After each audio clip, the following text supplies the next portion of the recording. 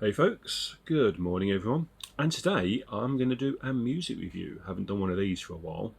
And I've chosen what I think at least is quite an interesting music review today. It's from Mr. Marilyn Manson, or Brian Warner, and his new album, One Assassination and the God, Chapter 2. I like the fact that it's Chapter 2, not Part 2. I think it's quite telling. Now, I'm not what you'd call a Manson fanboy. One, because I'm too old, and two, because of the fact that I've always respected Marilyn Manson, and I think he's quite an important figure. Never really been so keen on him as a person, and I've always. I think it's important to look at his career retrospectively first before I talk about this album briefly, just so you get the sense of where I'm coming from going into this review. So, the debut album, Portrait of an American Family, I thought was a bit scattershot, and it's very much a product of its time, but it was fine. It was a band, and it very much was a collective work, attempting to do something slightly profound, slightly shocking, and that had a bit of a cultural impact. It was the EP Smells Like Children that I think really defined Manson as an individual. Everything from the art to the style, it really was the Manson show at that point. And whilst the band was important, and it really was important for those early albums, Manson was no doubt not just a charismatic leader, but he was the main event. The run of albums through Antichrist Superstar, Mechanical Animals, and Hollywood, I thought were really good. There are filler songs on there, there are hits and misses, but predominantly they're all very strong, and they're all very different. I like, especially with Hollywood, how reflective it is on society and society's expectations of Manson.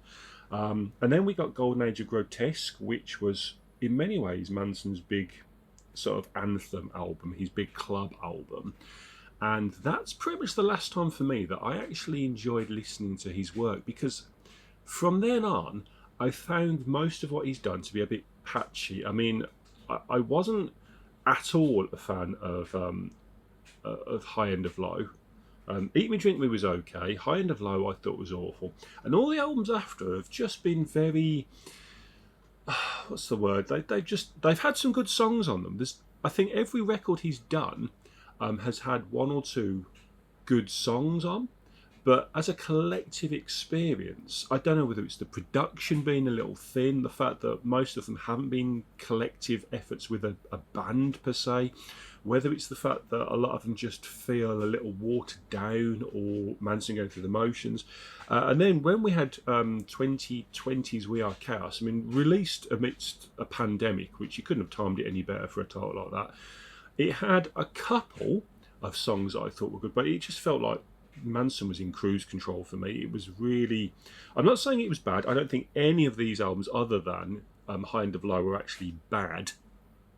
But I just thought it was Manson on cruise control. There was just something that was lacking, something that I just didn't find particularly exciting. And then in 2024, when he released One Assassination and the God Chapter 1, I listened to it and I thought it was genuinely surprisingly good.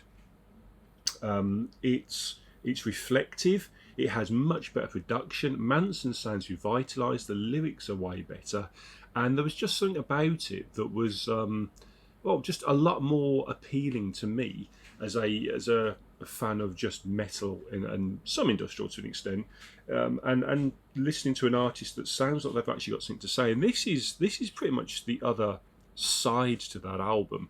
Both these records had songs recorded at similar times.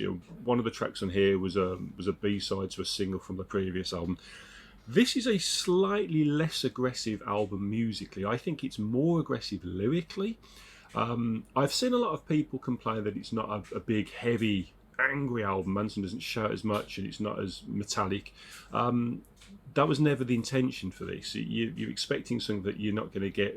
And plus, if you're somebody who's enjoyed something like We Are Chaos, then this is leagues, in my opinion, above that in terms of energy and effort.